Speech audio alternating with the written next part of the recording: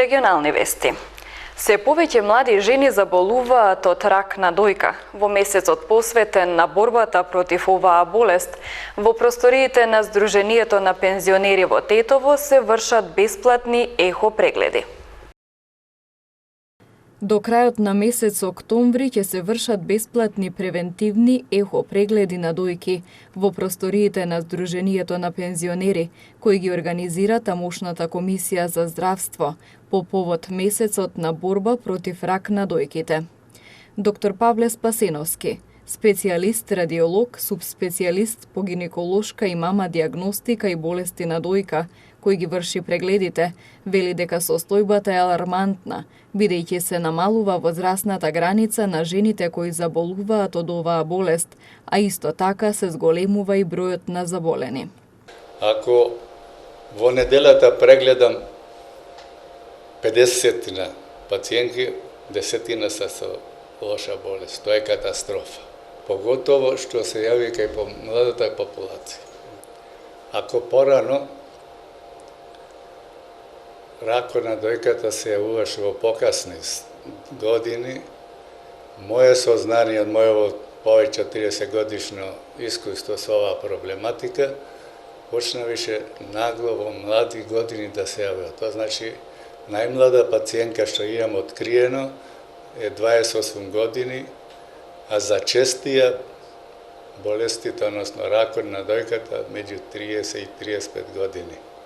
Што значи алармантна состојба. Најважна превентивна мерка е само преглед на дојките, а потоа да се оди на прегледи кај доктор. Типични симптоми за ракот на дојката не постојат. Едино што постои ако самата жена напипа некаква грудка. Грудка као грудка не значи ништо. Грудка има повеќе грудки, поготово грудките кај младата женска популација е дојката грудчеста, така и структурата. Кај постарите секоја грудка мора да се мисли на озбилност и што е најважно, ракот на дојката сем грудка случајно напипана или на случајен преглед нема симптоми. Значи нема ни болка, нема никакви симптоми и случајно се открива. Затоа са овие и прегледи ние што ги правиме.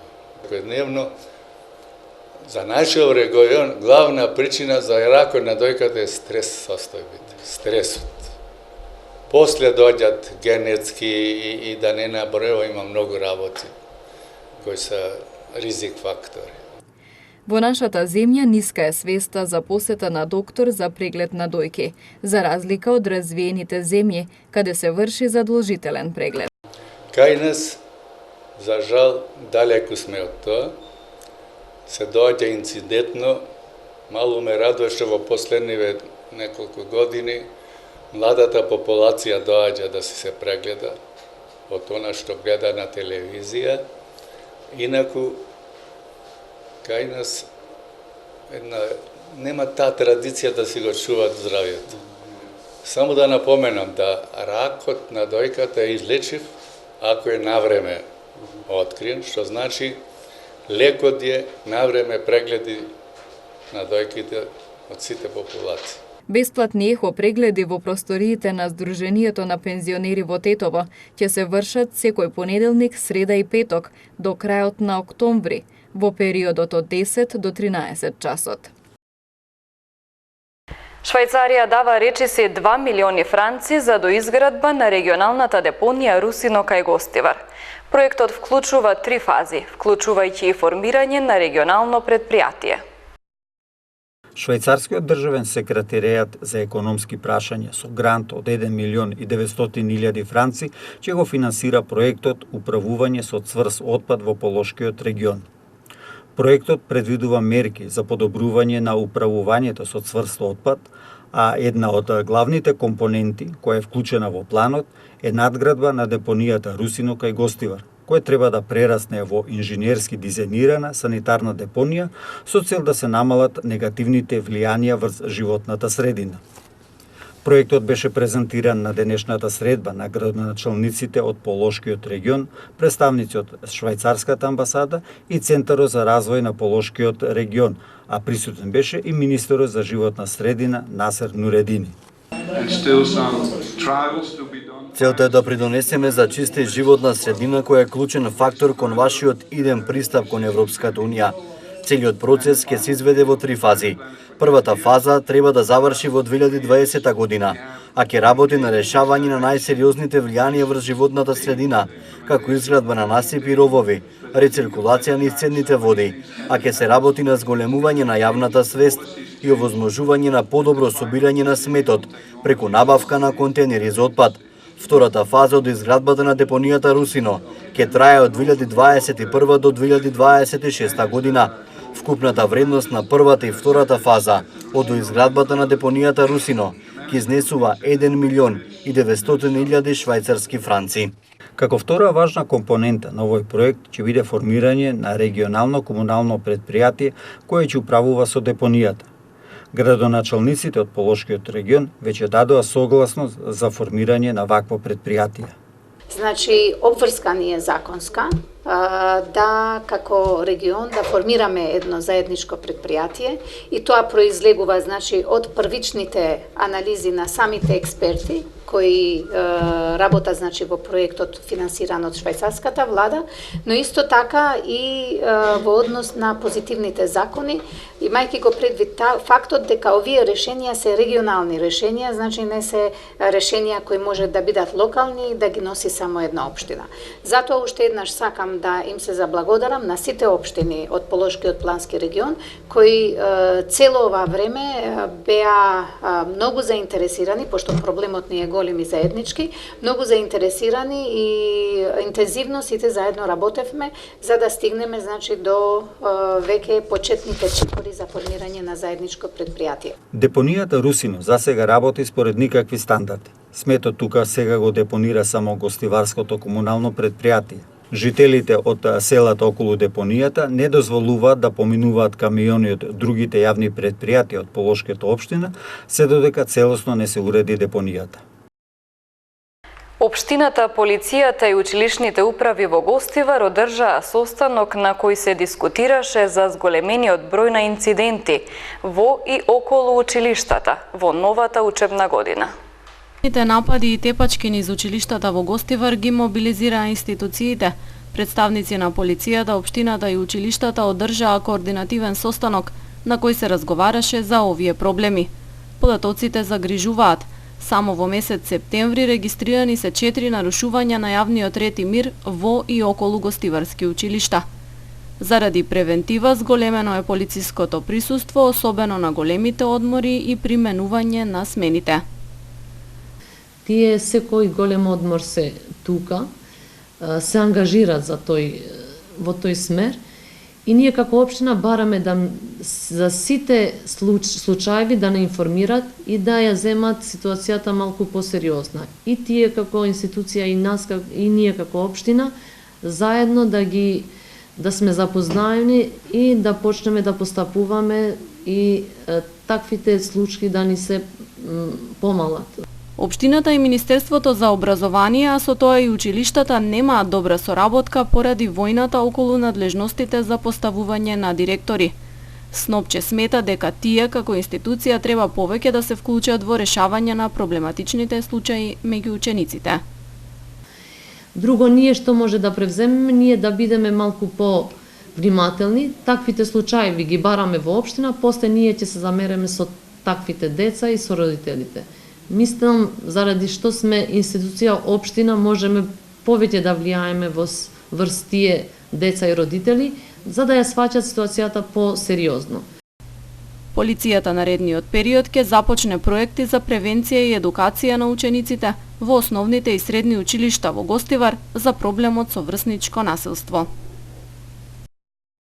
Периодов интензивно се работи на уредување и обнова на зеленилото во големиот градски парк во Гостивар.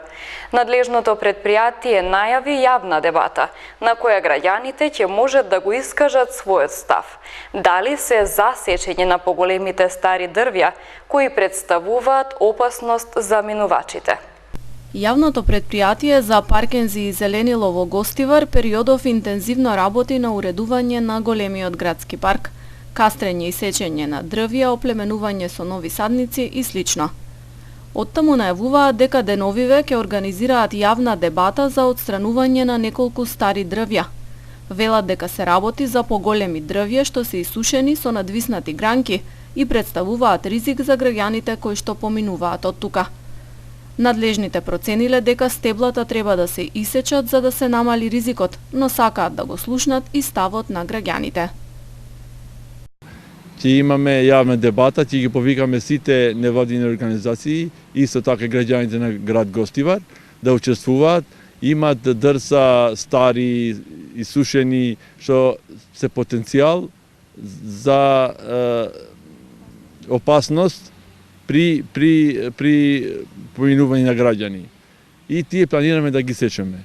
Освен тоа има некои гранки што треба да се сечат, што предизвикуваат ризик за граѓаните. Целата иницијатива има и хуманитарен карактер. Предпријатието планира и сечените дрвја да ги донира на социјално загрозени семејства од Гостивар за огрев. Се предвидува и празните површини да бидат разубавени со нови садници. Освен во паркот, актуелно екипи на јавното предпријатие работат и на уредување на зелениот појас на булеварот Браќа Гиновски. Во план се и други проекти, а надлежните велат дека активностите на терен ќе траат се додека има поволни временски услови. Жител на Долна Бањица се здобил со повреди при чистење канал од река. Од полицијата информираат и за приведување 4 лица поради поседување дрога. Вчера во СВР Тетово било пријавено дека 54 годишникот Гостиварска Долна Бањица, додека работел на чистење на каналот од реката во гостиварското село Вруток, паднал и се здобил со повреди. Тој е пренесен во Гостиварската општа болница Ферит Мурат за укажување лекарска помош. Увид извршила екипа од полициската станица Гостивар. Денеска околу 4 часот и 30 минути во Долно Палчиште лишени се од слобода 3 лица од скопските села Копаница и Бојане и едно лице од Тетовско Палчиште, кои биле во патничко возило со скопски регистерски ознаки. При нивен и при преглед на возилото бил пронајден кокаин. Тие биле задржани во полициската станица Тетово и по целосно документирање на случајот против нив ќе биде изготвен соодветен поднесок. Вчера во СВР Тетово било пријавено дека во периодот од 21 часот на 7 до 8 часот и 30 минути на 8 октомври заталкан куршум од огнено оружје оштетил прозорец на првиот кат и ѕид во ходникот од јавен објект на улица Мајор Чеде Филиповски во Гостивар.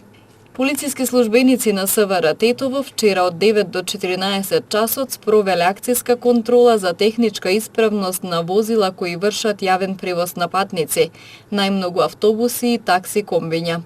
Во акцијата вкупно биле контролирани 95 возила, од кои 65 во Тетово и 30 во Гостивар, кај кои се откриени вкупно 37 прекршоци, 16 во Тетово и 21 во Гостивар.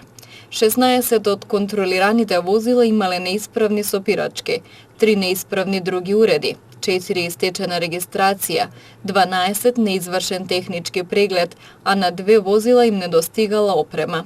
Откриените прекршоци заокружени се со 37 прекршочни платни налози и 4 барања за поведување прекршочна постапка, додека 22 возила веднаш се исклучени од сообраќај. При вчерашната контрола исто така констатирани и 4 други видови прекршоци.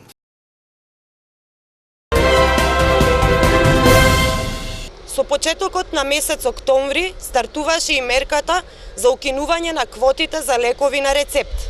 Граѓаните сега имаат достапни лекови во текот на целиот месец без никакви ограничувања.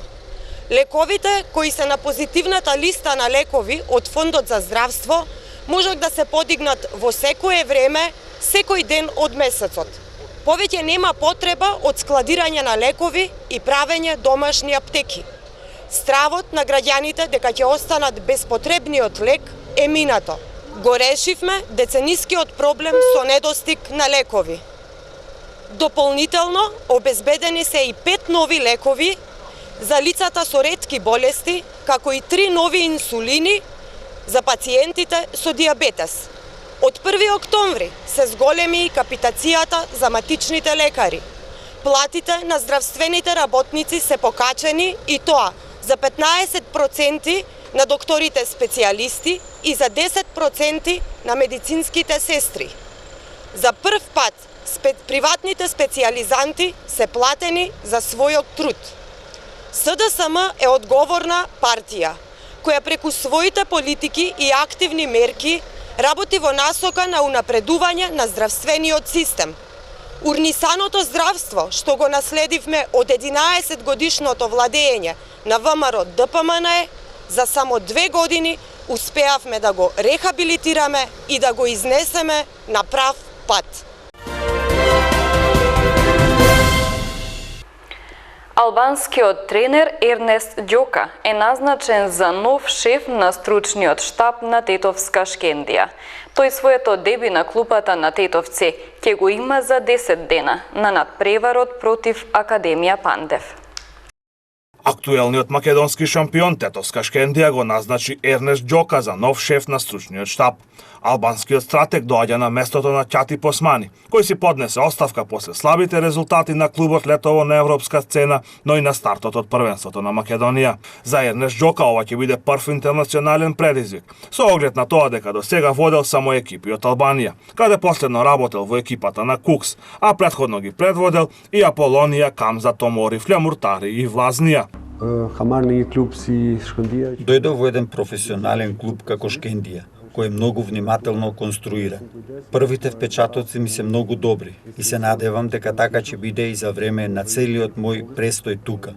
Подготвен сум за овој предизвик и знам што се бара од мене и од Шкендија. Целта е клубот да биде најдобар во Македонија, но и да се пласира во групите на Лигата Европа, а зошто да не и во Лигата на шампионите. Ернест Ѓока своето деби на клупата на Шкендија ќе го има на 19-ти овој месец, кога тетовци на градскиот стадион ќе ја пречекаат екипата на Академија Пандев од Струмица во рамки на 10-тото коло од првата македонска фудбалска лига.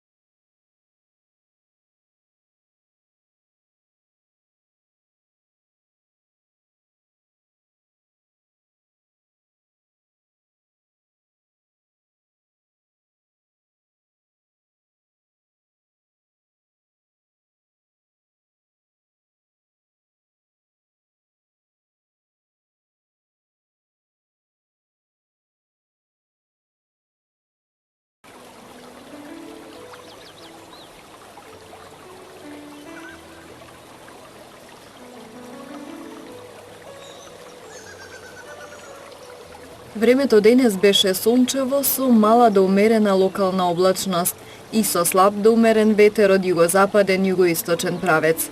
Температурите се движеа во интервал од 5 до 22 степени Целзиусови.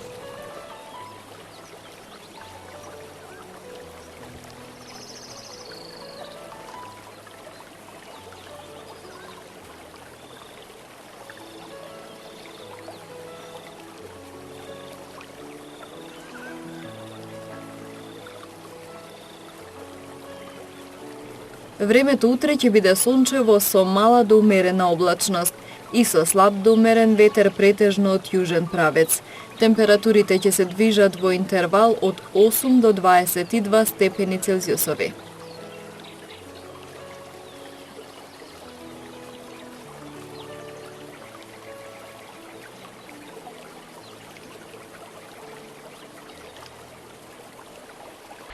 Вестите ги завршуваме. Ви благодарам на вниманието. Пријатно.